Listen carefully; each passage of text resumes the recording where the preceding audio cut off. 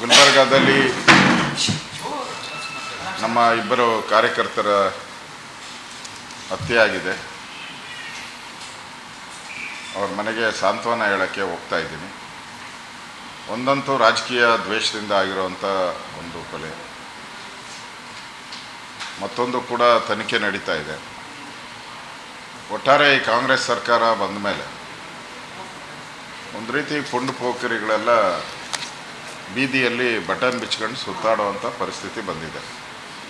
ಹಿಂದೆ 2013ರಿಂದ ಸಿದ್ದರಾಮಯ್ಯನವ್ರ ಸರ್ಕಾರ ಇದ್ದಾಗ 18ರವರೆಗೂ ಸುಮಾರು 26 ಜನ ಹಿಂದೂ ಕಾರ್ಯಕರ್ತರ ಕೊಲೆಯಾಗಿತ್ತು. ಹಾಗೆಲ್ಲ ನಾವು ಪ್ರತಿಭಟನೆ ಮಾಡಿ ಹೋರಾಟವನ್ನು ಕೂಡ ಮಾಡಿದ್ವಿ. ಮತ್ತೆ ಅದೇ ಚಾಳಿ ಇವಾಗ ಶುರುವಾಗಿದೆ. ಕಳೆದ 9 ತಿಂಗಳಿಂದನೂ ಕೂಡ ಹಲವಾರು ನಮ್ಮ ಕಾರ್ಯಕರ್ತರ ಮೇಲೆ, ವಿಶೇಷವಾಗಿ ಹಿಂದೂ ಕಾರ್ಯಕರ್ತರ ಮೇಲೆ, ಶ್ರೀರಾಮ್ ಸೇನೆ ಕಾರ್ಯಕರ್ತರ ಮೇಲೆ ಹಲ್ಲೆಗಳಾಗಿದೆ.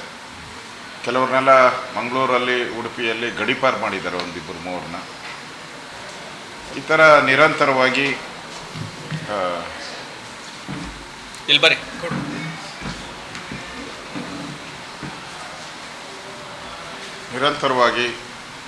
ನಡೀತಾ ಇರುವಂಥ ಈ ಒಂದು ಕೃತ್ಯಗಳನ್ನು ನಾನು ಖಂಡಿಸ್ತೀನಿ.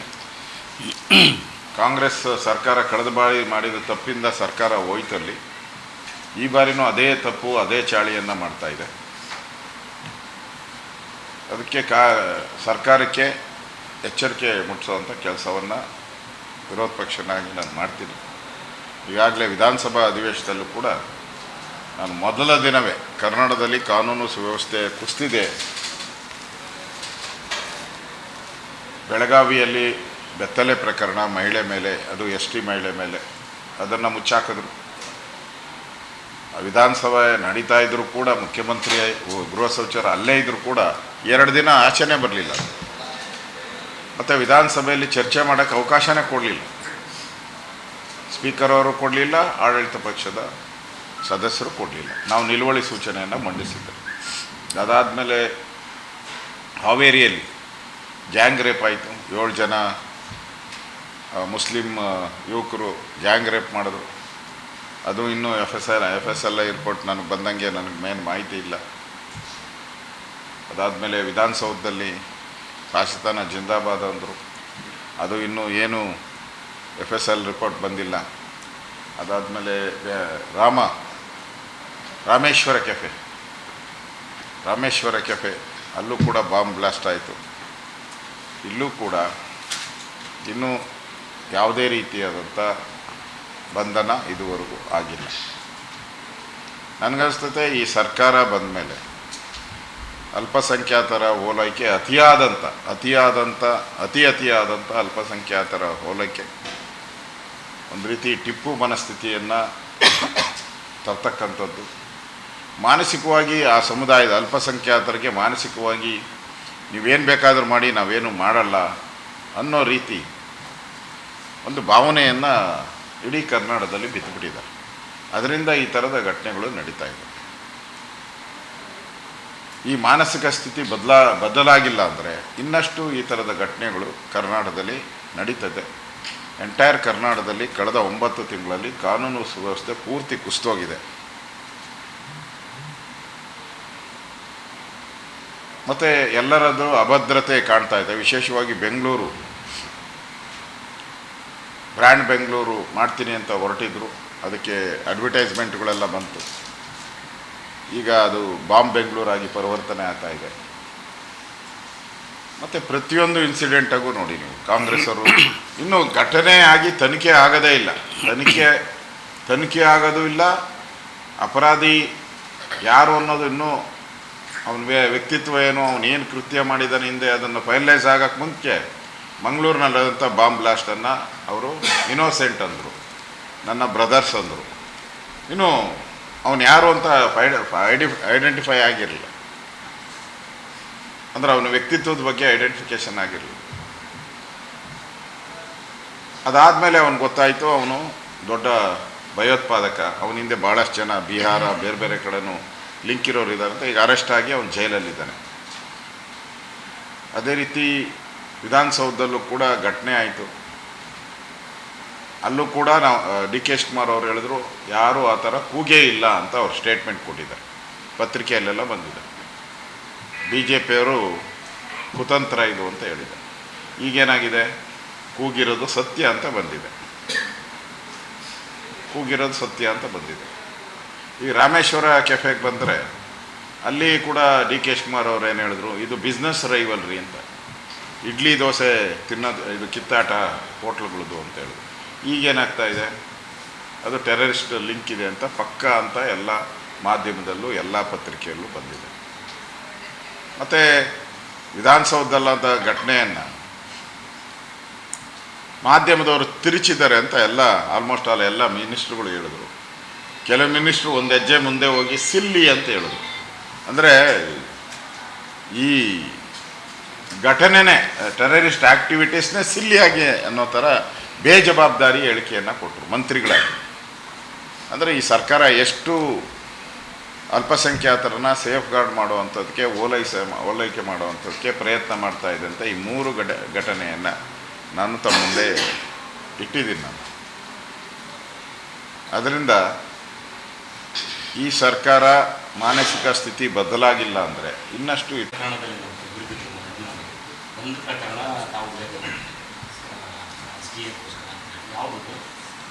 ಇದು ಏನು ಮಾಂತಪ್ಪ, ಆಲಂದ ತಾಲೂಕು, ಸರಸಂಬ ಗ್ರಾಮ. ನಮ್ಮ ಜಿಲ್ಲಾ ಉಪಾಧ್ಯಕ್ಷರು ಅಲ್ಲಿ ರಾಜಕೀಯ ದ್ವೇಷದಿಂದ ಆಗಿದೆ ಅನ್ನೋದು. ಇನ್ನೊಂದು ಗಿರೀಶ್ ಚಕ್ರ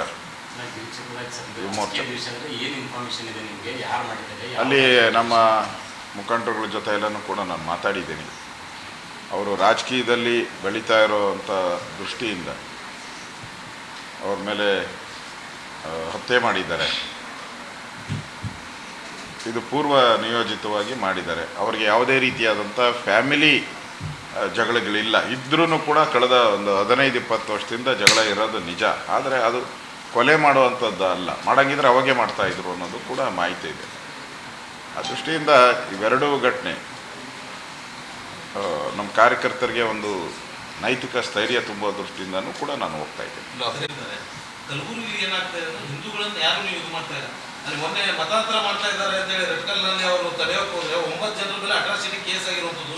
ಇವತ್ತಿಗೂ ಒಬ್ಬ ನಿಮ್ಮ ನಾಯಕರು ಯಾರು ಬಂದು ಅವ್ರಿಗೆ ಏನಾಗಿದೆ ಅನ್ನೋದು ಕೇಳುತ್ತಿಲ್ಲ.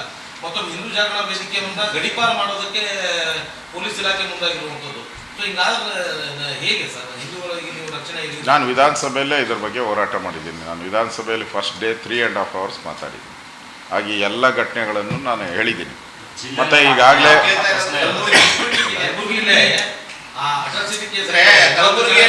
ಬಿಜೆಪಿಗೂ ಹಿಂದೂಗಳಿಗೂ ಯಾವುದೇ ರೀತಿ ಸಂಬಂಧ ಇಲ್ಲದಂತಾಗಿದೆ ಅಂತ ಹಾಗೇನಿಲ್ಲ.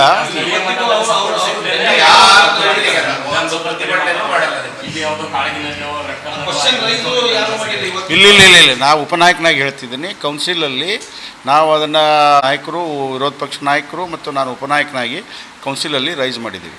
ಸರ್, ಮತಾಂತರ ಏನು ಯತ್ನ ನಡೀತು ಅಂತ ಆರೋಪ ಕೇಳಿಬಂತು. ಆ ಸ್ಪಾಟಿಗೆ ನಿಮ್ಮ ಡಿಸ್ಟ್ರಿಕ್ಟ್ ನಾಯಕರು ಯಾರೋ ಒಬ್ರು ಹೋಗಿ ಬಂದಿದ್ದಾರಾ? ಅಲ್ಲ, ಹೋಗಿಲ್ಲ ಅಂದ್ರೆ ಹೋಗಿ ಹೇಳ್ತೀನಿ. ಏನಂತ ರಾತ್ರಿ 2 ಗಂಟೆವರೆಗೆ ಪೊಲೀಸರ ಜೊತೆ ಸಂಪರ್ಕದಿದ್ದೀವಿ. ನಮ್ಮ ಸಂಸದರು ಕೂಡ ಸಂಪರ್ಕದಿದ್ದರು, ನಾವು ಕೂಡ ಸಂಪರ್ಕದಿದ್ದೀವಿ. ಆ ಇಡೀ ಟೀಮ್ ಬಂದು ನಮ್ಗೆ ಭೇಟಿಯಾಗಿವಿ. ನಾವು ಅವ್ರ ಜೊತೆ ಮಾತಾಡಿವಿ. ಆ ಅಧಿಕಾರಿಗಳು ಕೂಡ ನಾವು ಮಾತಾಡಿದ್ವಿ. ಮತ್ತು SP ಕೂಡ ಎಲ್ಲ ಸಂಘಟನೆ. ಅಲ್ಲ, ಒಂದೇ ಆ ಸಂದರ್ಭದಲ್ಲಿ ಅಧಿವೇಶನ ನಡೀತಾ ಇತ್ತು. ನಮ್ಮೆಲ್ಲ ಶಾಸಕರು ಅಲ್ಲೇ ಇದ್ದರು. ಆ ದೃಷ್ಟಿಯಿಂದ ಸ್ವಲ್ಪ ಹಿನ್ನಡೆ ಆಗಿರ್ಬೋದು. ಈಗ ಅದಕ್ಕೆ ಯಾವುದೇ ವಿಚಾರ ಇದ್ದರೂ ಈಗ ಮತ್ತೆ ಅದನ್ನು ನಾವು ತೊಗೊತೀರಿ, ಹೋರಾಟವನ್ನು ಮಾಡಿಸ್ತೀರಿ. ಆ ರಕ್ಷಣೆಯನ್ನು ಮಾಡುವಂಥ ಕೆಲಸವನ್ನು ನಾವು ಮಾಡೇ ಮಾಡ್ತೀವಿ. ಸರ್ಕಾರ ಯಾವುದೇ ಯಾವುದು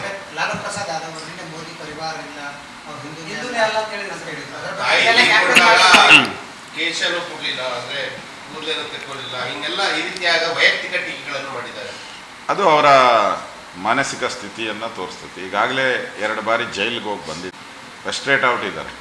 ಮೊನ್ನೆ ಬೇರೆ ಸರ್ಕಾರ ಇತ್ತು, ಸರ್ಕಾರ ಬಿದ್ದೋಗಿದೆ. ಅವ್ರ ಪಾರ್ಟ್ನರ್ಸ್ ಯಾರ್ಯಾರಿದ್ದರು ಅವರೆಲ್ಲ ಖಾಲಿ ಔಟಿದ್ದಾರೆ. ಈಗ ಅವ್ರಿಗೆ ದಿಕ್ಕು ದೆಸೆ ಇಲ್ಲ. ಅದಕ್ಕೋಸ್ಕರ ಈ ಥರ ವೈಯಕ್ತಿಕ ನಿಂದನೆ ನೋಡಿ. ಈಗ ಶವ ಸಂಸ್ಕಾರ ಸಂದರ್ಭದಲ್ಲಿ ಯಾವ ರೀತಿ ಮಾಡಬೇಕು ಅಂತ ಅವ್ರ ಕುಟುಂಬಕ್ಕೆ ಸಂಬಂಧಪಟ್ಟಿದ್ದದು. ಲಲ್ಲು ಪ್ರಸಾದ್ ಯಾದವ್ಗಾಗಲಿ ಇನ್ನೊಬ್ರಿಗಾಗಲಿ ಸಂಬಂಧಪಟ್ಟಿದ್ದಲ್ಲ. ಲಲ್ಲು ಪ್ರಸಾದ್ ಯಾದವ್ ಬೇಕಾದ್ರೆ ತಲೆನೇ ಬೋಳ್ಸ್ಕೊಳ್ಳಿ, ಇಲ್ಲ ಅರ್ಧ ತಲೆ ಬೋಳ್ಸ್ಕೊಳ್ಳಿ, ಅದು ಅವರ ಸಂಪ್ರದಾಯ ಇರ್ಬೋದು. ಹಿಂದೂ ಸಂಪ್ರದಾಯನ ಹಿಂಗೆ ಅಂತ ಹೇಳೋಕ್ಕೆ ಲಲ್ಲು ಪ್ರಸಾದ್ ಏನು ಹಿಂದೂ ಬ್ರ್ಯಾಂಡಾ? ಅವರು ಏನಲ್ಲ. ಏನು ಯಾರನ್ನ ಸ್ವಾಮೀಜಿಗಳು ಹೇಳಿದಾರ? ಯಾರು ಹೇಳಿಲ್ಲ. ಅದಕ್ಕೆ ಹೇಳೋವಂಥವ್ರು ಯಾರ್ಯಾರು ಇದ್ದಾರೋ ಧರ್ಮಗುರುಗಳು ಅಲ್ಲಿ ಗುಜರಾತಲ್ಲಿ ಯಾರಿದ್ದಾರೋ ಅವ್ರು ಮಾತಾಡ್ತಾರೆ, ಅವ್ರ ಪದ್ಧತಿ ಪ್ರಕಾರ ಮಾಡಿದ್ದಾರೆ. ಕೆಲವರೆಲ್ಲ ನಮ್ಮಲ್ಲಿ ಚಿತೆಗೆ ಹೆಣ್ಮಕ್ಳು ಅಗ್ನಿಸ್ಪರ್ಶ ಮಾಡಲ್ಲ, ಈಗೆಲ್ಲ ಮಾಡ್ತಾ ಇದ್ದಾರೆ. ಕೆಲವು ಕಡೆ ಎಲ್ಲ ಹೆಣ್ಮಕ್ಳು ಕೂಡ ಚಿತೆಗೆ ಅಗ್ನಿಸ್ಪರ್ಶ ಮಾಡ್ತಾರೆ. ಬದಲಾದ ಕಾಲ. ಒಬ್ಬ ದೇಶದ ಪ್ರಧಾನಿಯಾಗಿ ತಮ್ಮ ತಾಯಿ ಸತ್ತಾಗೂ ಕೂಡ ಹೋಗಿ ಏನು ಕರ್ಮ ಇದೆ ಅದನ್ನು ಮುಗಿಸಿ ಇಮಿಡಿಯೇಟಾಗಿ ಆಫೀಸ್ ಬಂದು ಕೂತ್ಕೊಂಡು ಕೆಲಸ ಮಾಡಿದ್ರಲ್ಲ, ಅದರ ಬಗ್ಗೆ ಮೆಚ್ಚುಗೆ ಮಾತನ್ನು ಆಡಬೇಕಾಗಿತ್ತು. ಅದು ಬಿಟ್ಟು ವೈಯಕ್ತಿಕವಾಗಿ ಅವರು ತಲೆ ಬೋಳಿಸಿಲ್ಲ, ಈ ಥರದ್ದೆಲ್ಲ ಹೇಳುವಂಥದ್ದು, ಗಡ್ಡ ತೆಗೆದಿಲ್ಲ, ಈ ಥರ ಹೇಳುವಂಥದ್ದು ಸರಿಯಲ್ಲ. ಆಡಿಯೋ ಏನಿದೆ ಅಲ್ಲ ಅದೆಲ್ಲ ಕ್ರಿಯೇಟ್ ಮಾಡಿದ್ದು ಬಿಜೆಪಿ ವರ್ಕರ್ಸ್ಗಳೇ ಕ್ರಿಯೇಟ್ ಮಾಡಿದ್ದು. ಇಡೀ ಪ್ರಪಂಚಕ್ಕೆ ಗೊತ್ತಿದೆ ಬಿ ಜೆ ಪಿ ಅಂದರೆ ಏನು ಅನ್ನೋದು. ಇಡೀ ಪ್ರಪಂಚಕ್ಕೆ ಗೊತ್ತಿದೆ, ಇಡೀ ದೇಶಕ್ಕೆ ಗೊತ್ತಿದೆ. ಇವತ್ತು ನರೇಂದ್ರ ಮೋದಿ 2 ಬಾರಿ ಪ್ರಧಾನಮಂತ್ರಿಯಾಗಿ 3ನೇ ಬಾರಿ ಯಾಕೆ ಆಗ್ತಾಯಿದೆ? ಇವ್ರು ಯಾರೋ ತಿಮ್ಮಾಪುರೇ ಒಬ್ಬರು ಹೇಳೋದ್ರಿಂದ ಏನು ಆಗಲ್ಲ. ಅವ್ರ ಧೈರ್ಯ ಇದ್ರೆ ಹೇಳಿ. ನಾವು ಹೇಳಿದ್ರಲ್ಲ ಈಗ ಗುಂಡಾಕಿ ಅವ್ರಿಗೆ, ನಾನು ಹೇಳಿದೆ ವಿಧಾನಸಭೆಯಲ್ಲಿ ಪಾಕಿಸ್ತಾನ ಜಿಂದಾಬಾದ್ ಅಂದವ್ರಿಗೆ ಗುಂಡಾಕಿ ನೇಣಗಂಬಕ್ಕೆ ಏರಿಸಿ ಅಂತ ಹೇಳಿದೆ. ಹೇಳಿ ನೋಡೋಣ, ಒಬ್ಬ ಕಾಂಗ್ರೆಸ್ ಅವ್ರು ಒಬ್ಬರದ್ದು ಕೈಲಿ ಸ್ಟೇಟ್ಮೆಂಟ್ ಕೊಡಿಸಿ ನೋಡೋಣ. ಒಬ್ಬರು ಕೊಡಲ್ಲ. ಅಲ್ಲಿ ಎಲ್ಲಿ ಬಿಜೆಪಿ ಗೌರ್ಮೆಂಟ್ ಇದ್ದಾಗ ಆವಾಗ ನಾವು ಒಂದು ಕ್ಷಣನೂ ವೆಯ್ಟ್ ಮಾಡಿಲ್ಲ. ಅವ್ರಿಗೆಲ್ಲ ಇಮಿಡಿಯೇಟಾಗಿ ಏನು ಪನಿಷ್ಮೆಂಟ್ ಬೇಕೋ ಅಷ್ಟು ಪನಿಷ್ಮೆಂಟು ನಾವು ಮಾಡಿಸ್ತೀವಿ. ಯಾವುದೇ ಗಲಾಟೆ. ಅವು ಮಂಗಳೂರದಾಗಿದ್ದಾಗೂ ಅಷ್ಟೇ, ಮಂಗಳೂರು ಇಮಿಡಿಯೇಟಾಗಿ ಅವನಿಗೆ ಅರೆಸ್ಟ್ ಮಾಡಿ ಅವನ್ನ ಜೈಲಿಗೆ ಕಳಿಸಿ ಅವನ ಮೇಲೆ ಕ್ರಮ ತೆಗೆದುಕೊಳ್ಳೋಕ್ಕೆ ಮಾಡಿದ್ದೀರಿ. ಇವ್ರು ಯಾಕೆ ಹಿಂದೆ ಹೊಡಿತಾ ಇದ್ದಾರೆ? ಘಟನೆ ಆಗಿ 6 ದಿನ ಆಯ್ತಲ್ಲಪ್ಪ ಪಾಕಿಸ್ತಾನ ಜಿಂದಾಬಾದ್ ಅಂತ. ಅವಾಗ ಮಂಡ್ಯದಲ್ಲಿ ಆದಾಗ ನಾವೇನು ಮಾಡಿದ್ರಿ? ಒಂದೇ ದಿನದಲ್ಲಿ ಕ್ರಮ ತೆಗೆದುಕೊಟ್ರು. ಇವ್ರು 6 ದಿನ ಆಗೈತೆ, ಇನ್ನು ಹೇಳಿದಾರೋ ಇಲ್ಲೋ ಅನ್ನೋದಕ್ಕೂ ಕನ್ಫರ್ಮ್ ಮಾಡ್ತಾ ಇಲ್ಲಲ್ಲ ಇವರು. ಸರ್, ಈಗ ತಮಗೆ FSL ರಿಪೋರ್ಟ್ ಕೊಟ್ಟಿದ್ದು ಯಾರು ಅಂತ ಕೇಳಿದಾರೆ ಪರಮೇಶ್ವರ್. ಅವ್ರು ಯಾರ್ಯಾರು ಕೊಟ್ಟಿದ್ರು ಗೊತ್ತಿಲ್ಲ ನನಗೆ. ಯಾರು ಕೊಟ್ಟಿದ್ರು ಅಂತ ಹೇಳೋ ಅವಶ್ಯಕತೆ ಇಲ್ಲ. ನಾನು ಗೃಹ ಸಚಿವನಾಗಿ ನಾನು ಕೆಲಸ ಮಾಡಿದ್ದೀನಿ. ನಮಗೂ ಎಲ್ಲ ಕಡೆಯಿಂದ ಅವ್ರಿಗೆ ಹೆಂಗೆ ಮಾಹಿತಿ ಇರ್ತೈತೋ ನಮಗೂ ಹಂಗೆ ಮಾಹಿತಿಗಳು ಇರ್ತದೆ. ಆ ದೃಷ್ಟಿಯಿಂದ FSL ರಿಪೋರ್ಟು ಈಗ ಪ್ರೈವೇಟ್ ಒಂದು ಸಂಸ್ಥೆನೂ ಕೂಡ ಕೊಟ್ಬಿಟ್ಟಿದ್ದಾರೆ ಆಲ್ರೆಡಿ. ಕೂಗಿರೋದು ನಿಜ ಅಂತೇಳಿ. ಅವ್ರು ಯಾರ್ರೀ ಕೊಡೋಕ್ಕೆ ಅಂತ ಹೇಳ್ತಾರೆ. ಅವ್ರ ಮೇಲೆ ಕೇಸ್ ಹಾಕ್ರಿ. ಹಂಗಾರೆ ಅವ್ರು ಯಾರ್ರೀ ಅಂತ ಹೇಳಿದ್ರೆ ಕೇಸ್ ಹಾಕಿ, ಅವ್ರ ಮೇಲೆ ಹೆಂಗೆ ಕೊಟ್ಟರು ಅಂತ ಕೇಸ್ ಹಾಕಿ ಇನ್ವೆಸ್ಟಿಗೇಷನ್ ಮಾಡಿ. ಯಾಕೆ ಮಾಡಲ್ಲ? ಜೈಲಿಗೆ ಹಾಕಿ ಅವ್ರನ್ನೆಲ್ಲ, ಯಾರು ಕೊಟ್ಟರು ಅವ್ರನ್ನೆಲ್ಲ. ಅದಕ್ಕೂ ಇಲ್ಲ. ಯಾಕಂದರೆ ಅವ್ರು ನಾಳೆ ಕೋರ್ಟ್ಗೆ ಹೋಗ್ತಾರೆ, ಹೌದು ನಾನು ಕೊಟ್ಟಿರೋದು ನಿಜ ಅಂತ. ಕೋರ್ಟಲ್ಲಿ ಪ್ರೂವ್ ಆದರೆ ಮುಗೀತಲ್ಲ ನಿಮ್ಮ ಕತೆ. ಅದಕ್ಕೆ ಭಯ ಇವ್ರಿಗೆ.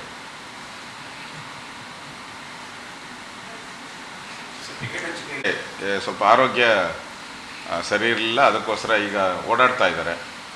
ಮೋಸ್ಟ್ಲಿ ಇನ್ನೊಂದು 2-3 ದಿನದಲ್ಲಿ ಅವ್ರದ್ದು JDS ಹೊಂದಾಣಿಕೆ ಎಷ್ಟು ಟಿಕೆಟು ಅಂತ ಫೈನಲೈಸ್ ಆದಮೇಲೆ ಕರ್ನಾಟಕದ ಪಟ್ಟಿಯನ್ನು ಮಾಡ್ತಾರೆ. ನಿನ್ನೆನೂ ಕೂಡ ನಮ್ಮದು ಸಭೆ ಇತ್ತು. ಸಭೆಯಲ್ಲಿ ನಾವು ಮಾತಾಡಿದಿರಿ ಯಾರ್ಯಾರು ಅಭ್ಯರ್ಥಿಗಳಾಗ್ಬೋದು ಅನ್ನೋದ್ರ ಬಗ್ಗೆ ಸುದೀರ್ಘವಾದಂಥ ಚರ್ಚೆ ಆಗಿದೆ. ನಮಗೆ ಏನೂ ಅಧಿಕಾರ ಇಲ್ಲ, ಯಾಕಂದರೆ ಸಂಸದೀಯ ಮಂಡಳಿ ತೀರ್ಮಾನ ಮಾಡೋದು. ಅದಕ್ಕೆ ಸಂಸದೀಯ ಮಂಡಳಿ ಕಳಿಸ್ಕೊಟ್ಟಿದ್ದೀವಿ. ಸರ್, ಏನು ಅಗ್ರಿಮೆಂಟ್ ಇಟ್ಟು 3 ಜನತಾದಳಕ್ಕೆ ಉಳಿಕೆ ನಿಮಗೆ ಆ ಥರ ಏನಾದರೂ ಅಗ್ರಿಮೆಂಟ್? ಆ ಪತ್ರಿಕೆಯಲ್ಲಿ ನಾನು ನೋಡಿದ್ದೀನಿ 3, 4, 2 ಇದೆಲ್ಲ ಬಂದಿದೆ. ನಾನು ಅಷ್ಟೇ, ನಮಗೂ ಅಷ್ಟೇ ಗೊತ್ತು. ಈಗ ಯಾರು ಅದನ್ನು ಕೇಳೋವಂಥವ್ರು? ದೇವೇಗೌಡರು, ಕುಮಾರಸ್ವಾಮಿಯವರು, ಅಲ್ಲಿ ನಮ್ಮ ರಾಷ್ಟ್ರೀಯ ಅಧ್ಯಕ್ಷರು ಮಾತಾಡಬೇಕು. ಸೊ ಅವರು ಮಾತಾಡಿ ಫೈನಲೈಸ್ ಆಗ್ತಾರೆ. ಈಗ ಹೋಗ್ತಾರೆ ಕುಮಾರಸ್ವಾಮಿಯವರು, ಮೋಸ್ಟ್ಲಿ ಹೋಗ್ತಾರೆ. 6ನೇ ತಾರೀಕು ನಮ್ಮದು ಸಭೆ ಇದೆ. 6ನೇ ತಾರೀಕು ಅದು ಗೊತ್ತಿಲ್ಲ ನನಗೆ. ಕೊಟ್ಟರು ಕೊಡ್ಬೋದು, ಇಲ್ಲ ಕೊಡದೇ ಇದ್ದರೆ ಇರ್ಬೋದು. ಆದರೆ ಪ್ರತಿ ಸಾರಿ ನಮ್ಮ ಹೊಸ ಮುಖಗಳಿಗೆ ಅವಕಾಶ ಇದೆ ಅಂತ.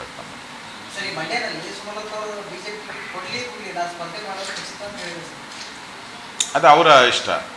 ನಮ್ಮ ಪಾರ್ಟಿಯಿಂದ ಟಿಕೆಟ್ ಕೊಟ್ಟರೆ ನಾವೆಲ್ಲರೂ ಕೂಡ ಕೆಲಸ ಮಾಡ್ತೀವಿ. ನಾವೆಲ್ಲರೂ ಕಳೆದ ಬಾರಿನೂ ಕೂಡ ನಮ್ಮ BJPಯ ಬೆಂಬಲವನ್ನು ಅಫಿಷಿಯಲಾಗಿ ಘೋಷಣೆ ಮಾಡಿದ್ವಿ. ನಾವು ಸುಮಲತಾ ಅವರಿಗೆ ಅಫಿಷಿಯಲಾಗಿ ಘೋಷಣೆ ಮಾಡಿದ್ವಿ. ಅವರು ಅದಾದಮೇಲೆ ಅವರು ಇಂಡಿಪೆಂಡೆಂಟಾಗಿ ಉಳಿದ್ರು. ಮೊನ್ನೆ ಒಂದು 1.5 ವರ್ಷ ಹಿಂದೆನೋ BJPಗೆ ಬೆಂಬಲ ಕೊಟ್ಟಿದ್ದಾರೆ. ಪಾರ್ಟಿಗೆ ಸೇರೋಕ್ಕಾಗಿಲ್ಲ ಅವರು. ಯಾಕಂದರೆ ಟೆಕ್ನಿಕಲ್ ಪ್ರಾಬ್ಲಮ್ ಇತ್ತು, ಅದಕ್ಕೋಸ್ಕರ ಸೇರೋಕ್ಕಾಗಿಲ್ಲ. ಸೇರ್ಬೇಕಾಗಿದ್ರೆ 6 ತಿಂಗಳೊಳಗಡೆ ಸೇರಬೇಕಾಯ್ತು, ಸೇರಲಿಲ್ಲ ಅವರು. ಈ ಸೇರೋ ಸನ್ನಿವೇಶ ಬರ್ಬೋದಾ? ಗೊತ್ತಿಲ್ಲ, ಅದು ನಮ್ಮ ಪಾರ್ಟಿ ಹೈಕಮಾಂಡ್ ತೀರ್ಮಾನ ಮಾಡ್ತಾರೆ. ಸರ್ ಯಾವಾಗ ಲಿಫ್ಟ್ ಯಾವಾಗ ಬರ್ತದೆ ಕರ್ನಾಟಕದ ಲಿಫ್ಟ್? ಇದನ್ನು ಸುವರ್ಣ ನ್ಯೂಸ್ ಕವರ್ ಸ್ಟೋರಿನಲ್ಲಿ ಬಿತ್ತರ ಕೂಡ ಮಾಡ್ತಾರೆ. ಏನು ಅನಿಸ್ತೀರಿ? ನಾನು ರಾಜ್ಯ ಸರ್ಕಾರಕ್ಕೆ ಕಳೆದ 5 ತಿಂಗಳಿಂದನೂ ಕೂಡ ಇದ್ರ ಬಗ್ಗೆ 4-5 ಬಾರಿ ಹೇಳಿದ್ದೀನಿ. ವಿಧಾನಸಭೆಯಲ್ಲೂ ಹೇಳಿದ್ದೀನಿ, ಬೆಳಗಾವಿ ಅಧಿವೇಶನದಲ್ಲೂ ಹೇಳಿದ್ದೀನಿ. ಉಳೆ ಹೋಗೋದಕ್ಕೆ ಒಂದು ಇದನ್ನು ಫಿಕ್ಸ್ ಮಾಡಿ, ಯಾಕೆ ಹೋಗ್ತಾರೆ ಅದನ್ನು ಫಸ್ಟು ಅವ್ರಿಗೆ ಉದ್ಯೋಗ ಸಿಗಬೇಕು, ಅವ್ರಿಗೆ ಆಹಾರ ಸಿಗಬೇಕು ನೋಡಿ ಅಂತ. ನಾನು ಕಂದಾಯ ಸಚಿವನಾಗಿದ್ದಾಗ ಈ ಫ್ಲಡ್ ಆದ ಸಂದರ್ಭದಲ್ಲಿ ಎಲ್ಲರಿಗೂ ಕೂಡ ನಾನು ತಿಂಗಳಿಗಾಗಷ್ಟು ಒಂದು ಕಿಟ್ಟು, ಒಂದು ಬ್ಯಾಗ್ ಮಾಡಿ ಕಿಟ್ ಕೊಟ್ಟಿದ್ದೀನಿ. ಸುಮಾರು ಒಂದು 15 ಐಟಮ್ ಇದರಿಂದ ಹಿಡಿದು ಅಕ್ಕಿಯಿಂದ ಹಿಡಿದು ಬೇಳೆ ಎಲ್ಲ ಕೊಟ್ಟಿದ್ದೀನಿ, ಕಿಟ್ ಕೊಟ್ಟಿದ್ದೀನಿ ನಾನು. ಅದೇ ಥರ ಕೊಡಿ, ನೀವು ಅವ್ರು ಇಲ್ಲೇ ಉಳ್ಕೊಳಕ್ಕೆ ಅವಕಾಶ ಆಗ್ತೈತೆ, ಉದ್ಯೋಗ ಕೊಡಿ ಅಂತ ನಾವು ಹೇಳಿದ್ದೀವಿ. ಆದರೆ ಕಾಂಗ್ರೆಸ್ ಅವರು ಅದನ್ನೇನು ಕಿವಿ ಮೇಲೆ ಹಾಕೋಂತ ಇಲ್ಲ. ಅವರು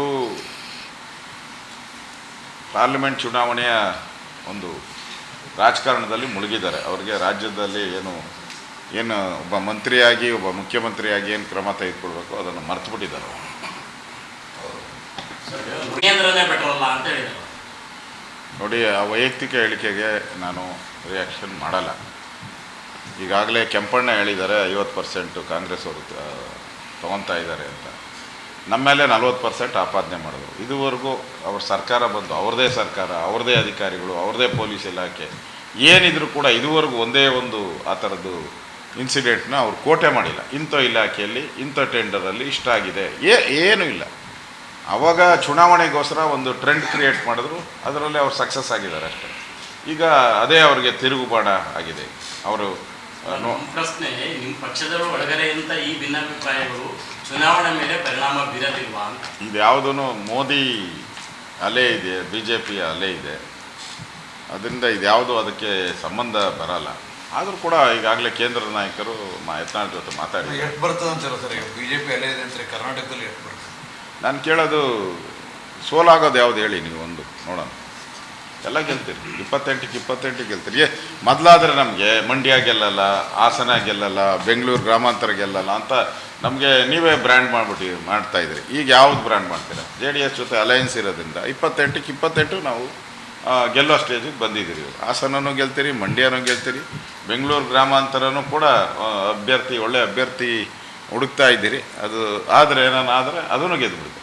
ಅದನ್ನು 28 ಸ್ಥಾನ ಗೆಲ್ತೀವಿ. ಸರ್, ಕಲಬುರಗಿ ಜಿಲ್ಲೆಗೆ ಒಂದು ಬೆಂಗಳೂರಿಗೆ